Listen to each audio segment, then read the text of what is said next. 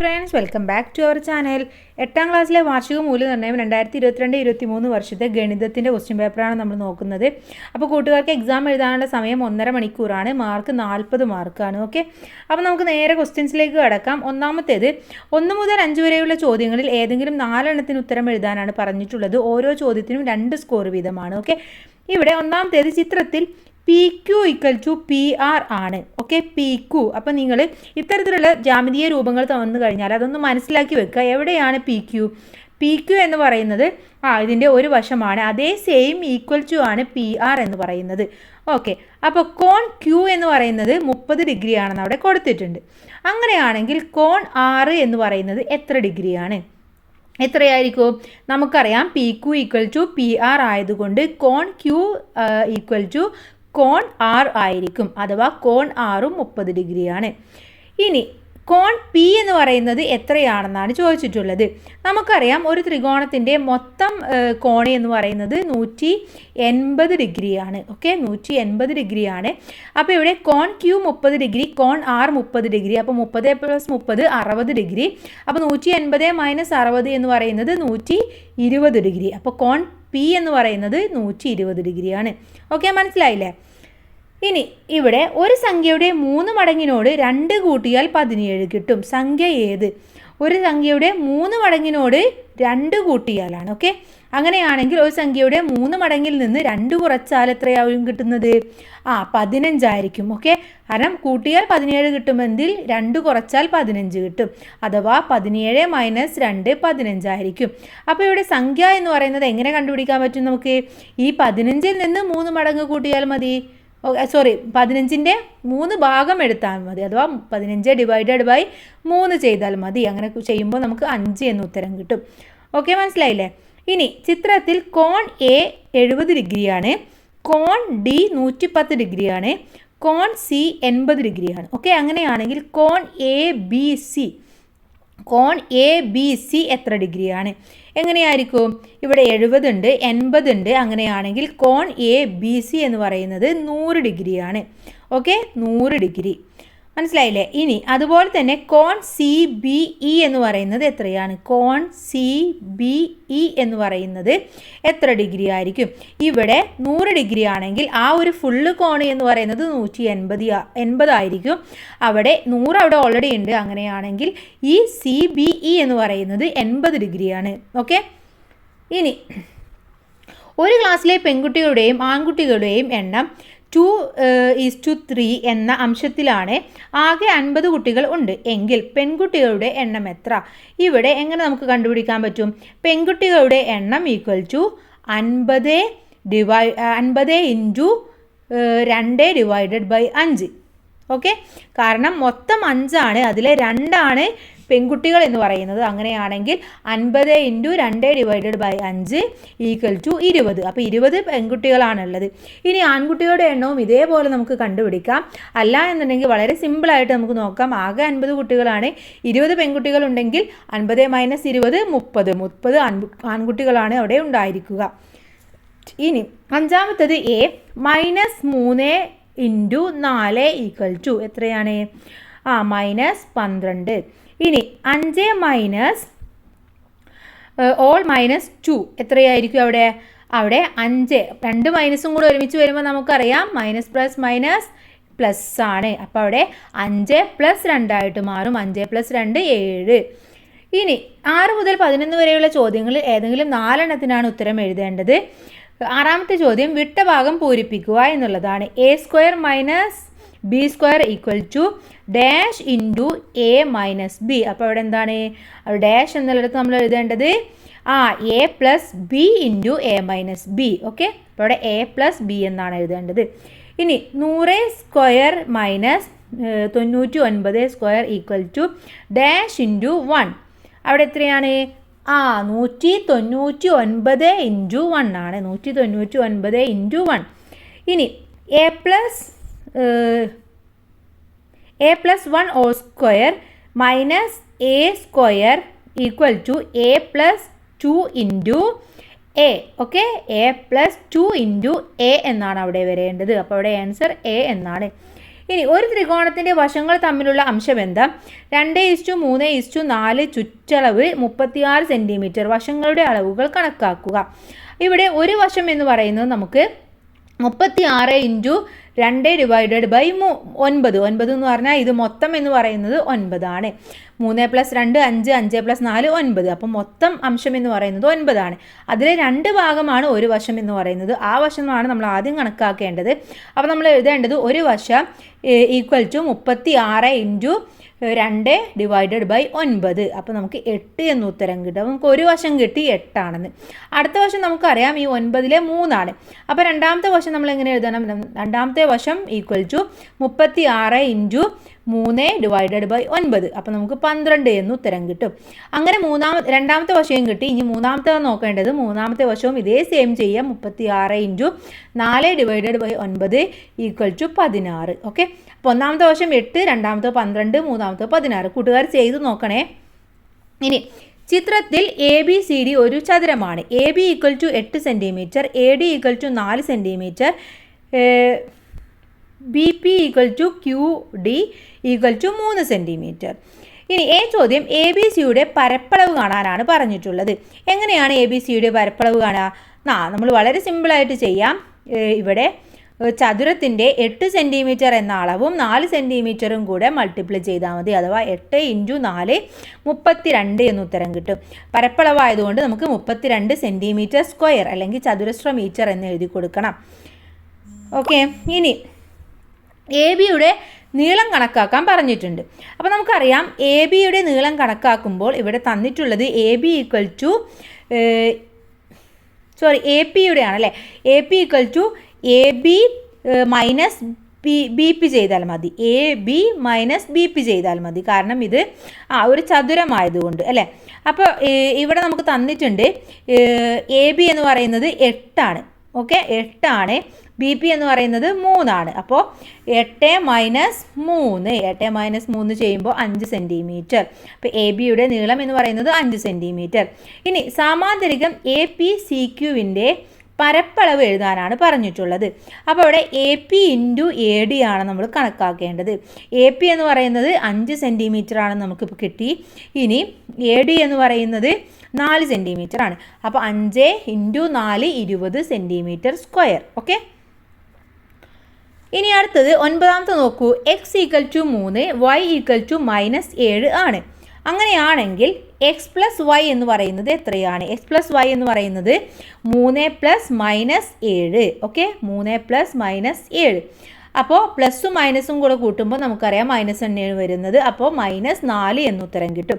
ഇനി x - y = എന്ന് പറയുന്നതോ x -3 ദെൻ -7. അപ്പോൾ അവിടെ 2 മൈനസും കൂടെ ഒരുമിച്ച് വരുമ്പോൾ അത് പ്ലസ് ആയിട്ട് മാറും. അഥവാ 3 + 7 10 എന്ന് ഉത്തരം കിട്ടും.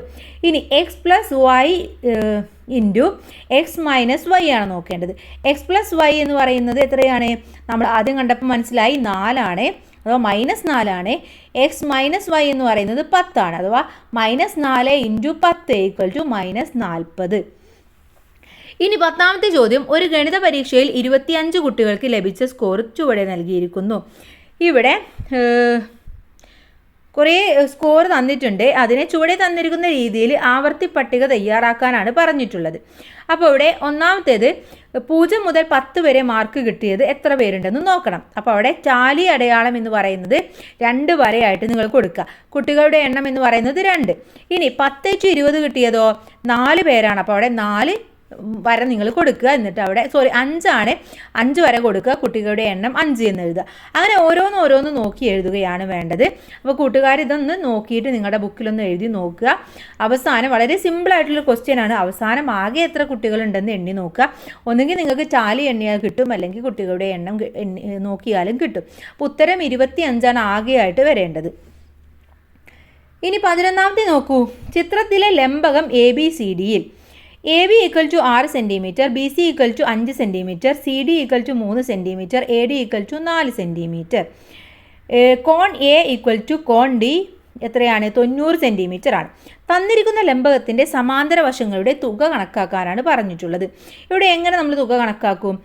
തുക കണക്കാക്കാൻ വളരെ ഈസിയാണ്. നമുക്കിവിടെ AB എന്നതിൻ്റെയും അതുപോലെ തന്നെ CD എന്നതിൻ്റെയും അളവുകളെ തമ്മിൽ കൂട്ടി നോക്കിയാൽ മതി. ABയും അതുപോലെ തന്നെ CDയും അല്ലെങ്കിൽ DCയും കൂട്ടി നോക്കിയാൽ മതി. അഥവാ 6+3 നോക്കിയാൽ നമുക്ക് ഉത്തരം കിട്ടും. ലംബകത്തിൻ്റെ സമാന്തര വശങ്ങളുടെ തുക എന്ന് പറയുന്നത് 9 ആണെന്ന് നമുക്ക് മനസ്സിലാക്കാം. ഇനി ലംബകത്തിൻ്റെ പരപ്പളവ് എങ്ങനെ നോക്കാൻ പറ്റും? ലംബകത്തിൻ്റെ പരപ്പളവ് എന്ന് പറയുന്നത് അര ഇൻറ്റു H ഇൻറ്റു A+B ആണ്. ഓക്കെ, അപ്പോൾ അര നമ്മൾ അതുപോലെ തന്നെ എഴുതുക. പരപ്പളവ് ഈക്വൽ ടു അര ഇൻറ്റു പിന്നെ H ഹൈറ്റ് എന്ന് പറയുന്നത് എത്രയാണ്? 4 ആണ്. അപ്പോൾ 4 ഇൻറ്റു പിന്നെ A+B എത്രയാണ്? ഇതിൻ്റെ സമാന്തര വശങ്ങളുടെ തുക എന്ന് പറയുന്നത് 9 ആണ്.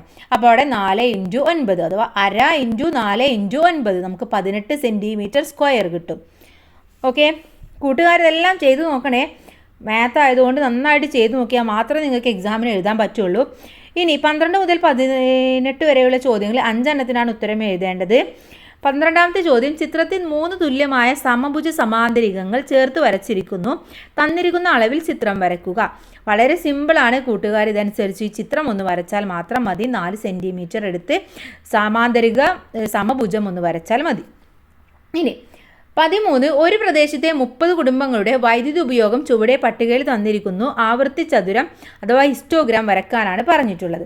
കൂട്ടുകാർക്ക് ഹിസ്റ്റോഗ്രാം വരക്കാൻ അറിയുന്നുണ്ടാവും. ഇതിലെ ഓരോന്നിൻ്റെയും ആവറേജ് നോക്കി നിങ്ങൾ അത് കുടുംബങ്ങളുടെ എണ്ണം താഴെയും അതുപോലെ തന്നെ വൈദ്യുതി ഉപയോഗം താഴെയും കുടുംബങ്ങളുടെ എണ്ണം മറ്റേ ഓപ്പോസിറ്റ് സൈഡിലും എഴുതിയാൽ മതി. എന്നിട്ട് അതിൻ്റെ ഓരോന്നിൻ്റെയും എത്രയുണ്ടോ അത് നോക്കിയിട്ട് നിങ്ങൾ അടയാളപ്പെടുത്തി വരച്ചാൽ മതി. വളരെ സിമ്പിളാണ്. ഇനി 14ാമത്തേത്, വാർഷികമായി 10% നിരക്കിൽ കൂട്ടുപലിശ കണക്കാക്കുന്ന ബാങ്കിൽ അനു 10,000 രൂപ നിക്ഷേപിച്ചു. 2 വർഷം കഴിഞ്ഞ് വീണ്ടും 10,000 രൂപ കൂടി നിക്ഷേപിച്ചാൽ 3-ാം വർഷാവസാനം അനുവിന് ലഭിക്കുന്ന തുക എന്ത്? അപ്പോൾ ഇവിടെ നമ്മൾ 2 വർഷത്തെ പലിശയാണ് കണക്കാക്കേണ്ടത് അല്ലേ. 2 വർഷത്തെ പലിശയുടെ തുക എന്ന് പറയുന്നത് എത്രയായിരിക്കും? നമുക്കറിയാം. ഇതിൻ്റെ ഇക്വേഷൻ എന്ന് പറയുന്നത് A = profit A+R divided by 100 whole square എന്നാണ്. അപ്പോൾ ഇവിടെ P എന്ന് പറയുന്നത്, അതിൻ്റെ പ്രോഫിറ്റ് എന്ന് പറയുന്നത് 10,000 അല്ലേ. അപ്പോൾ 10,000 ആണ്. അപ്പോൾ 10,000 പിന്നെ 1 പ്ലസ് എത്രയാണ്? 10% നിരക്കിലാണ്. അപ്പോൾ 10 × 100 ഹോൾ സ്ക്വയർ അഥവാ 10,000 × 110 ഡിവൈഡഡ് ബൈ 100 അങ്ങനെയാണ് ആകുമ്പോൾ നമുക്ക് 12,100 എന്ന് കിട്ടും. അപ്പോൾ 2 വർഷം കഴിഞ്ഞ് നിക്ഷേപിച്ചത് 10,000 ആണ്. 3 വർഷം കഴിഞ്ഞ് കണക്കാക്കുമ്പോൾ 22,100 × 110 ഡിവൈഡഡ് ബൈ 100 അഥവാ 24,310 രൂപയാണ് കിട്ടാൻ പോകുന്നത്. കൂട്ടുകാർ ചെയ്തു നോക്കാം. ഇനി 15ാമത്തേത്, ഒരു ചതുരത്തിൻ്റെ ചുറ്റളവ് 48 സെൻറ്റിമീറ്റർ ആണ്. നീളവും വീതിയും തമ്മിലുള്ള അംശബന്ധം എന്ന് പറയുന്നത് 5:3 ആണ്. ഇനി നീളം പ്ലസ് വീതി എത്രയായിരിക്കും എന്നാണ് ചോദിച്ചിട്ടുള്ളത്. നീളം പ്ലസ് വീതി എത്രയായിരിക്കും? 24 സെൻറ്റിമീറ്റർ ആയിരിക്കും. ഇനി നീളവും വീതിയും കണക്കാക്കുക. നീളം എങ്ങനെ കണക്കാക്കാം? നമുക്കറിയാം ഇവിടെ നീളം എന്ന് പറയുന്നത് 24 സെൻറ്റിമീറ്റർ ആണ്. അപ്പോൾ 24 × 5:3 ആണ്. അപ്പോൾ അത് രണ്ടും കൂടെ നമ്മൾ ആഡ് ചെയ്യുക. അപ്പോൾ 8ലെ 5 ഭാഗമാണ് അതിൻ്റെ നീളം എന്ന് പറയുന്നത്. അപ്പോൾ 5 ഡിവൈഡഡ് ബൈ 8 = 15 സെൻറ്റിമീറ്റർ നീളം എന്ന് നമുക്ക് മനസ്സിലാക്കാം. വീതി ആകുമ്പോൾ ഇത് നമുക്കറിയാം മൊത്തം 24 ആണ്. അപ്പോൾ 24ൽ നിന്ന് 15 കുറച്ചാൽ 9 സെൻറ്റിമീറ്റർ എന്ന് കിട്ടും. ഇനി വീതി 1 സെൻറ്റിമീറ്റർ കൂട്ടിയാൽ നീളവും വീതിയും തമ്മിലുള്ള അംശബന്ധം എത്രയായിരിക്കും? വീതി 1 സെൻറ്റിമീറ്റർ കൂട്ടിക്കഴിഞ്ഞാൽ 9 എന്നുള്ളത് 10 ആയിട്ട് മാറും. 9 + 10 സെൻറ്റിമീറ്റർ ആവും. ഇനി നീളം വീതി എന്ന് പറയുന്നത് 15:10 എന്ന രീതിയിലേക്ക് മാറും. അല്ലെങ്കിൽ 3:2 എന്ന രീതിയിലേക്കും നമുക്ക് എഴുതാം. ഇനി ചിത്രത്തിലുള്ള അളവിൽ ചതുർഭുജം വരക്കാനാണ് പറഞ്ഞിട്ടുള്ളത്. അപ്പോൾ കൂട്ടുകാർ ഇതേ അളവ് എടുത്തിട്ട് നിങ്ങൾ വരച്ചു നോക്കുക. ഇനി അടുത്ത 17ാമത്തെ ചോദ്യത്തിലേക്ക് കടക്കാം.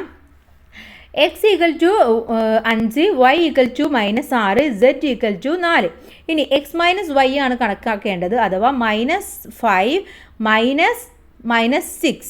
നമുക്കറിയാം 2 മൈനസ് ഒരുമിച്ച് വരുമ്പോൾ ആ സെൻറ്ററിൽ പ്ലസ് ആയിട്ട് മാറും. അഥവാ -5 + 6 ആയിട്ട് മാറും. അപ്പോൾ വീണ്ടും പ്ലസും മൈനസും കൂടെ വരുമ്പോൾ അത് പ്ലസ് ആവും. അതുകൊണ്ട് ഉത്തരം എന്ന് പറയുന്നത് മൈനസ് ആയിട്ട് മാറും. അപ്പോൾ അതുകൊണ്ട് ഉത്തരം എന്ന് പറയുന്നത് 1 ആണ്. ഇനി x - y z = എത്രയായിരിക്കും? 1 × 4. അപ്പോൾ അവിടെ ആൻസർ എന്ന് പറയുന്നത് 4 ആണ്. ഇനി അടുത്തത് x - y z, x x z minus y z ഇവ തുല്യമാണോ എന്ന് പരിശോധിക്കാനാണ് പറഞ്ഞിട്ടുള്ളത്. അപ്പോൾ നമുക്ക് ആദ്യം എക്സ് എന്ന് പറയുന്നത് എക്സ് മൈനസ് വൈ എക്സ് എന്നുള്ളത് കറക്റ്റ് ആണോ എന്ന് നമുക്ക് നോക്കാം. അഥവാ -5 ഇൻറ്റു 4 -6 ഇൻറ്റു 4 അഥവാ -20 + 24 വരിക. അപ്പോൾ അവിടെ മൈനസും പ്ലസും കൂടെ വരുമ്പോൾ മൈനസ് ചെയ്യണം. അപ്പോൾ നമുക്ക് 4 എന്ന് ഉത്തരം കിട്ടും. ഓക്കെ, അഥവാ ഇത് രണ്ടും ഈക്വൽ ആണെന്ന് നമുക്ക് മനസ്സിലാക്കാൻ പറ്റും. ഇനി 18ാമത്തെ ചോദ്യം, തന്നിരിക്കുന്ന ഗണിതാശയം വായിച്ച് മനസ്സിലാക്കി തുടർന്ന് വരുന്ന ചോദ്യങ്ങൾക്ക് ഉത്തരം എഴുതുക. രണ്ട് സംഖ്യകളുടെ വർഗ്ഗങ്ങളുടെ തുക സംഖ്യയുടെ തുകയുടെ വർഗ്ഗത്തിൽ നിന്നും സംഖ്യകളുടെ ഗുണഫലത്തിൽ നിന്നും 2 മടങ്ങ് കുറയുന്നതിന് തുല്യമാണ്. അടുത്ത വരി എഴുതണം. എങ്ങനെയാണ് എഴുതേണ്ടത്? നമുക്കറിയാം 2, 3, 4. അടുത്തതായിട്ട് വരേണ്ടത്